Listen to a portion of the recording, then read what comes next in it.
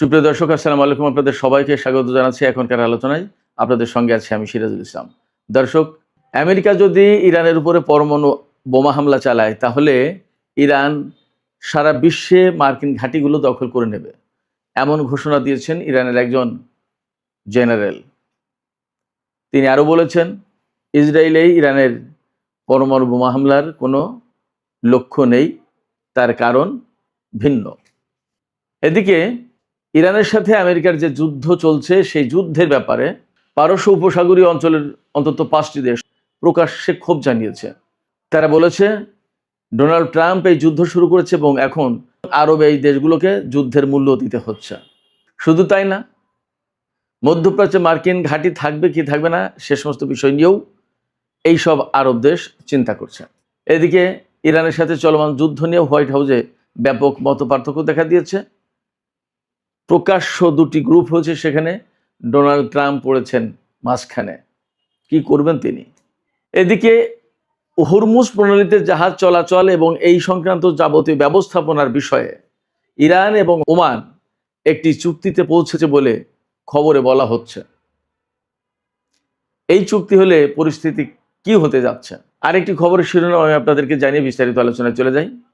সেটি হচ্ছে, মার্কিন প্রেসিডেন্ট ডোনাল্ড ট্রাম্প গতকাল বলেছেন যে যুদ্ধে বিজয়ের পরপরই হরমুজ প্রণালী আমেরিকার অংশ বলে তিনি ঘোষণা করবেন। এই ব্যাপারে ইরানের একজন খুব প্রভাবশালী সংসদ সদস্য তিনি বলেছেন, হরমুজ প্রণালী দখলের চিন্তা বাদ দিয়ে আপনি নিজের নিরাপত্তা নিয়ে চিন্তা করুন। শেষ পর্যন্ত আবার আপনাকে না ক্যাটারিং ট্রাকে বা ফুড ট্রাকে লুকাতে না হয়। সুপ্রিয় দর্শক, এই যে বিষয়গুলো বললাম, এর সাথে আরও বেশ কিছু বিষয় যোগ হবে আজকের আলোচনায়, এবং আমি এই বিষয়গুলো নিয়ে একেবারে বিস্তারিত আলোচনা করার চেষ্টা করব। আশা করি আপনারা শেষ পর্যন্ত সঙ্গে থাকবেন এবং ভিডিও ভালো লাগলে লাইক কমেন্ট শেয়ার করবেন এবং চ্যানেলটি সাবস্ক্রাইব করে সাথেই থাকবেন। দর্শক, চলুন বিস্তারিত আলোচনা করা যাক। প্রথমে যে খবরটি দিয়ে শুরু করেছিলাম, আমি সেখান থেকেই বিস্তারিত আলোচনা শুরু করতে চাই। ইরানের একজন জেনারেল, মেজর জেনারেল নাকদি, তিনি একটা সাক্ষাৎকারে বলেছেন, তাকে জিজ্ঞেস করা হয়েছিল যে আমেরিকা যদি ইরানের উপরে পরমাণু বোমা হামলা চালায় তাহলে ইরান কি করবে। তখন তিনি বলেছেন, সারা বিশ্বে আমেরিকার যত ঘাঁটি আছে সব ঘাঁটি দখল করে নেবে ইরান।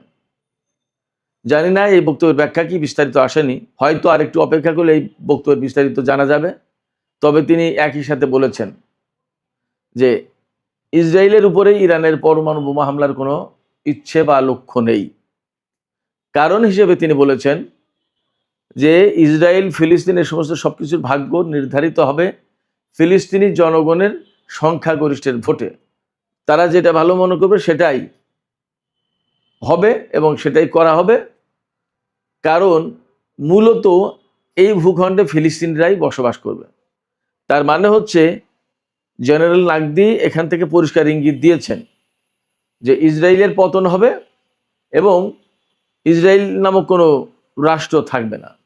যদি তাই না থাকে তাহলে সেখানে ফিলিস্তিনিদের বসবাসের প্রশ্ন আছে, এবং ফিলিস্তিনিরা যদি বসবাস সেখানে করতে চায় বা তাদেরকে বসবাসের উপযোগী ভূখণ্ড রাখতে হয়, তাহলে পরমাণু বোমা হামলা চালালে তো হবে না।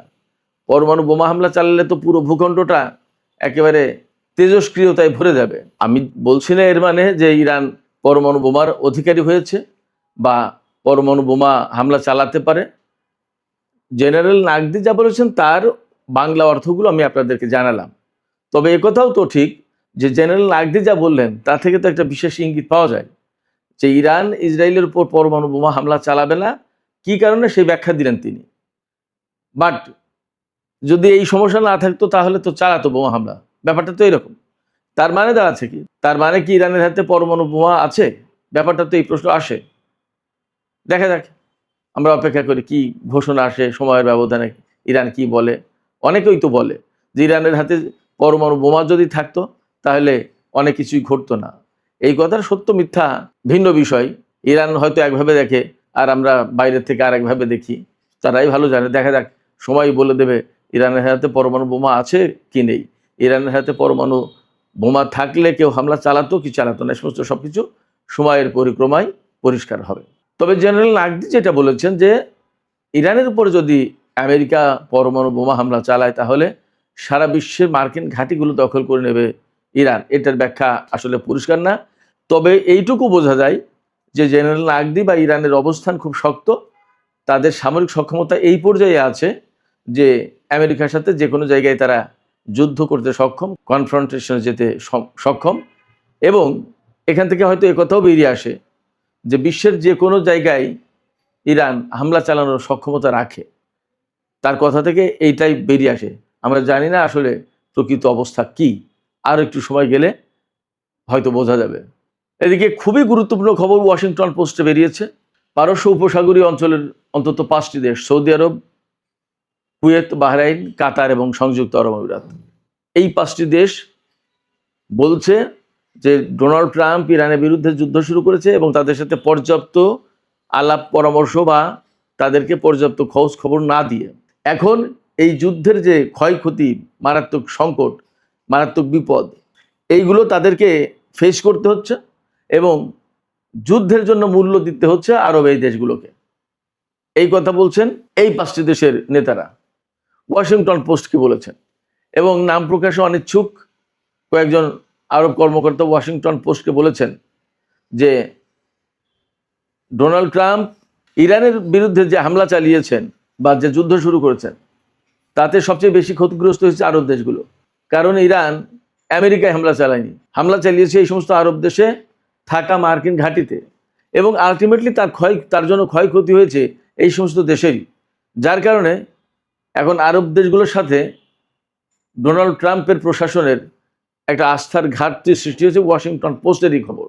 আরব দেশগুলো মনে করছে মার্কিন প্রশাসন এবং মার্কিন এই সমস্ত ঘাঁটি আরব দেশগুলোকে নিরাপদ করার চেয়ে বরং বিপদের মুখে ঠেলে দিয়েছে, বিপদগ্রস্ত করে তুলেছে, তাদের ক্ষয়ক্ষতি অনিবার্য করে তুলেছে।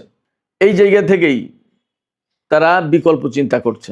এবং বিকল্প চিন্তাটা কি? বিকল্প চিন্তা হচ্ছে এই যে মার্কিন ঘাঁটি রাখলে আরব দেশগুলো বিপদে পড়বে, এবং মার্কিন ঘাঁটি যখন থাকছে তখন আলটিমেটলি যুদ্ধ হলেই ইরান এই সমস্ত ঘাঁটিকে টার্গেট করবে। শুধু যুদ্ধ না, যুদ্ধ ছাড়াও সম্ভবত ইরান এই সমস্ত ঘাঁটিকে টার্গেট করবে, কারণ ইরানের লক্ষ্য কিন্তু ভিন্ন, মধ্যপ্রাচ্য থেকে মার্কিন সামরিক বাহিনীকে তাড়িয়ে দেয়া। যদি তাই হয় তাহলে মাঝে মধ্যে ইরান এই সমস্ত ঘাঁটিতে হামলা চালাবে। তার মানে হচ্ছে প্রত্যেকটা দেশ যুদ্ধের কবলে থাকবে, কারণ এক একটা ক্ষেপণাস্ত্র যখন বিস্ফোরিত হয়, ব্যালিস্টিক ক্ষেপণাস্ত্র, তখন আকাশ পাতাল প্রকম্পিত হয়, কাঁপতে থাকে, পরিস্থিতি এতটা খারাপ। আপনারা শুনেছেন না যে ইরানের ক্ষেপণাস্ত্র হামলার কারণে প্রায় 750 যে সেনা আহত হয়েছে, তাদের ভেতরে ম্যাক্সিমামই ব্রেইন ইনজুরিতে ভুগছে। তাদের ব্রেইন ইনজুরিতে পড়েছে কেন? ক্ষেপণাস্ত্রগুলো যখন বিস্ফোরিত হয় এত বিকট শব্দ হয় এবং এত মারাত্মক রকমের ভয়ার্থ পরিবেশ তৈরি হয়, এত কম্পন তৈরি হয়, মনে হয় যেন পৃথিবীটা ধ্বংস হয়ে যাবে। এই অবস্থায় তারা ট্রমাটাইজড হয়ে যায়, ব্রেনে ইনজুরি সৃষ্টি হয়। তো যখন একটা দেশে এরকম একের পর এক ক্ষেপণাস্ত্র, ড্রোন পড়তে থাকে, ছোট ছোট দেশ, বিশেষ করে বাহরাইন এবং কুয়েত, তাদের জনগণের অবস্থা এবং তাদের রাজা বাদশাদের অবস্থা কি হয়? কোনো জায়গায় তো নিরাপদ না, কোনটা যে কখন পড়বে তা তো কোনো নিশ্চয়তা নেই। এই জায়গা থেকে আরব দেশগুলো এখন আমেরিকার ঘাঁটিগুলো রাখতে চাইছে না, এবং সম্ভবত এই লক্ষ্য নিয়েই সৌদি আরব, পাকিস্তান এবং তুরস্ক জোট করেছে। হয়তো ধীরে ধীরে আরব দেশগুলোর সবাই এই জোটে যুক্ত হবে। সংযুক্ত আরব আমিরাত যুক্ত হবে কিনা সেটা ভিন্ন বিষয়, কারণ তার ব্যাপারে তুরস্কের বক্তব্য হচ্ছে যে মিশর প্রায়োরিটি পাচ্ছে, বাট সংযুক্ত আরব আমিরাত না। দেখা যাক কি হয়। তবে মধ্যপ্রাচ্যে আমেরিকা এই যুদ্ধের কারণে তার অবস্থান নিজে হারিয়েছে খানিকটা, আর ইরানের হামলার কারণে তো একেবারেই পরিষ্কার। এই জন্য সম্ভবত মধ্যপ্রাচ্য আমেরিকার জন্য আর নিরাপদ হচ্ছে না, নিরাপদ থাকছে না, এবং সম্ভবত মার্কিন সেনারা মধ্যপ্রাচ্যে থাকতে পারবে না। যদিও আমেরিকা বলছে এখন যে যুদ্ধটাই তাদের এখন চূড়ান্ত লক্ষ্য নয়, সরকার পরিবর্তন চূড়ান্ত লক্ষ্য নয়, পরমাণু কর্মসূচি চূড়ান্ত লক্ষ্য নয়, চূড়ান্ত লক্ষ্য এই মুহূর্তে হরমুজ প্রণালী খোলা। মানে কোথা থেকে কোথায় আস্তে আস্তে কি ধরেছে, অথচ এই হরমুজ প্রণালী কিন্তু উন্মুক্ত ছিল, যুদ্ধ করতেছে সেটা আটকে দিয়েছে। অদ্ভুত ব্যাপার। মারাত্মক রকমের ভিকটিম হয়ে গেছে আমেরিকা এই যুদ্ধ করতে এসে। তারা স্বপ্নেও কল্পনা করেনি যে ইরান তাদেরকে এইভাবে চেপে ধরবে এবং এই ধরনের কোণঠাসা করে ফেলবে, এবং সারা বিশ্বের চোখের সামনে তাদেরকে এইভাবে অপমান অপদস্থ করবে। আমেরিকা চিন্তাও করেনি। বাট আমেরিকাকে এই ধরনের অপমান অপদস্থ হতে হলো অন্তত সামরিক দিক দিয়ে, এ কথাটা চূড়ান্তভাবে সত্য। এই যে অপমান অপদস্থ হলো এবং বিপর্যস্ত অবস্থার ভেতরে পড়েছে মধ্যপ্রাচ্যে, এই জায়গা থেকে এখন হোয়াইট হাউসের ভেতরে দুই রকমের গ্রুপ সৃষ্টি হয়েছে। ভাইস প্রেসিডেন্ট জেডি ভ্যান্স বলছে যে আর যুদ্ধ না, অনেক হয়েছে যুদ্ধ দিয়ে কিছু হবে না বা কিছু করা যায়নি, যা হয়েছে হয়েছে, এখন আমরা হরমুজ প্রণালী ওখানে নৌ অবরোধ ব্লকেট দিয়ে রাখি এবং ইরানের উপরে অর্থনৈতিক চাপ সৃষ্টি করতে হবে, নিষেধাজ্ঞা দিতে হবে, তাকে তেল যাতে বিক্রি করতে না পারে সেই ব্যবস্থা করতে হবে। এটা হলো ভাইস প্রেসিডেন্ট জেডি ভ্যান্সের বক্তব্য। আর যুদ্ধমন্ত্রী পিট হেগসেথের বক্তব্য যে না, ইরানের বিরুদ্ধে এখনো যুদ্ধই করতে হবে। আর মার্কো রুবিওর অবস্থান যুদ্ধের পক্ষেও আছে, আলোচনার পক্ষেও আছে। তার মানে মার্কো রুবিও বেসিক্যালি একটু যুদ্ধের পক্ষেই, আর ডোনাল্ড ট্রাম্প এই মাঝখানে কি করবে। তবে জেডি ভ্যান্সের মতোই তারও মতামত যে যুদ্ধ না করে এখন ওই ব্লকেট সৃষ্টি করা, ইরানের উপরে অর্থনৈতিক নিষেধাজ্ঞা আরোপ করা, তেল যাতে বিক্রি করতে না পারে সেই ব্যবস্থা করা, এইগুলো প্রাধান্য পাচ্ছে। কিন্তু এখানে আমি একটু বলি, আমেরিকা যদি ইরানের বিরুদ্ধে নিষেধাজ্ঞা দেয়, তেল বিক্রি যাতে করতে না পারে তার ব্যবস্থা করে, ব্লকেড দিয়ে রাখে হরমুজ প্রণালীতে, কিন্তু এগুলোতে কিছু করতে পারবে না। তো কারণ 47 বছর ধরেই তো আমেরিকা ইরানের উপরে হাজার হাজার নিষেধাজ্ঞা দিয়ে রেখেছে। শুধু নিষেধাজ্ঞায় দেয়নি, ইরানের ভিতরে যে সমস্ত তেল বিক্রি করেছে তার অনেক সম্পদ আটকে রেখেছে এবং তার তেলের উপর নিষেধাজ্ঞা তো দিয়ে রেখেছে। তাতে আটকাতে পেরেছে ইরানকে। আমি তো বারবার বলি যে ইরান যে আমেরিকা এবং ইসরায়েলের মতো দুটো শক্তির বিরুদ্ধে লড়াই করছে, এই লড়াইয়ের জন্য যে সমস্ত অস্ত্রপাতি সামরিক সরঞ্জাম লাগে এগুলো তো ইরানের বানানো বা ইরানকে কিনতে হয়েছে, কেউ তার বিনামূল্যে দেয়নি। তাহলে এগুলো বানাতে এবং কিনতে তো পয়সা লাগে, সেই পয়সাটা কোথা থেকে পেয়েছে? শুধু তাই না, মধ্যপ্রাচ্যে টোটাল যে যুদ্ধের পরিস্থিতি, যে যুদ্ধ চলছে, এর প্রত্যেকটা যুদ্ধের পেছনে ইরানের কোনো না কোনোভাবে ইনভলভমেন্ট আছে এবং তার পয়সা খরচ হচ্ছে। তাহলে অতএব নিষেধাজ্ঞা দিয়ে এগুলো দিয়ে আসলে কিছু করতে পারবে না। এর চূড়ান্ত সমাধান আমি ব্যক্তিগতভাবে মনে করি এই অঞ্চল থেকে আমেরিকাকে চলে যেতে হবে এবং ইরানের সাথে যুদ্ধ না করে একটা আপোষ সভা করে তাকে বিদায় নিতে হবে। এটা হচ্ছে এর একমাত্র সমাধান। এছাড়া মধ্যপ্রাচ্যে আমেরিকা থাকবে আর ইরানও থাকবে আর শান্তিপূর্ণ অবস্থান থাকবে, এটা হবে না, অসম্ভব। আর আমেরিকার উপস্থিতি থাকলে এখন ইরান কিন্তু পথ চিনে গেছে, কোনভাবে কিভাবে হামলা করতে হবে এবং সাহস, ওই যে সাহস বেড়ে যাওয়া বলে না, সাহস কিন্তু সে পেয়ে গেছে ইরান। আমেরিকার উপরে হামলা করে এখন 1-2 এর ব্যাপার ইরানের কাছে। সেক্ষেত্রে মার্কিন বাহিনী কখনো কোনোদিন মধ্যপ্রাচ্যে আর নিরাপদ থাকবে না। এই জায়গা থেকে যুদ্ধ না করে ওই অবরোধ আরোপ নিষেধাজ্ঞা এই সমস্ত বাদ দিয়ে নিরিবিলি নির্ঝঞ্ঝাট চলে যাওয়াই ভালো। আমেরিকার এই সময় ভাবা উচিত যে মধ্যপ্রাচ্যের নিরাপত্তা মধ্যপ্রাচ্যের দেশগুলোই বুঝুক, করুক। বিশেষ করে তুরস্ক এবং পাকিস্তানের সাথে যেহেতু আমেরিকার সম্পর্ক ভালো আছে, সৌদি আরব সবার সাথে ভালো আছে, তাদের মাধ্যমেই মেসেজ দিক আরব দেশগুলোকে যে ভাই জোট যখন করেছো ভালো কথা। ডোনাল্ড ট্রাম্পরা আজকাল মাঝে মাঝে আলহামদুলিল্লাহ বলে, তো উনি আলহামদুলিল্লাহ বলতে পারেন যে আলহামদুলিল্লাহ আপনারা ভালোই করেছেন, জোট করেছেন, আমি আমার সেনা নিয়ে চলে গেলাম, আমাদের আর দরকার নেই এখানে থাকার, আপনারা আপনাদের নিজেদের নিরাপত্তা ব্যবস্থা নিজেরাই করেন। যদি এইভাবে বলে করে কয় তাহলে অনেক ভালো। তা না হলে মধ্যপ্রাচ্যে আমেরিকাকে আসলেই প্রতিদিন প্রতি মুহূর্তে অপমান অপদস্থ হতে হবে। মধ্যপ্রাচ্য কখনোই শান্তিতে থাকবে না। বিগত 47 বছর ধরে যে শান্তিটুকু ছিল এখন তাও থাকবে না। কারণ আমি আবারও বলছি, আমেরিকাকে কিভাবে ঘায়েল করতে হবে, আমেরিকার বিরুদ্ধে কিভাবে হামলা চালাতে হবে সেই পথ ইরান চিনে গেছে এবং দিন দিন মার্কিন বিরোধী অবস্থান ইরানের আরও বেশি শক্ত হবে এবং আঞ্চলিক প্রক্সি ফোর্সগুলো ক্রমেই ইরানকে কেন্দ্র করে আরও শক্তিশালী হবে। এদিকে হরমুজ প্রণালী কন্ট্রোল করা নিয়ে আমেরিকা এবং ইরানের ভেতরে যখন প্রচণ্ড রকমের প্রতিযোগিতা, তখন ওমানের সাথে ইরানের চুক্তি চূড়ান্ত হয়ে গেছে এমন খবর পাওয়া যাচ্ছে।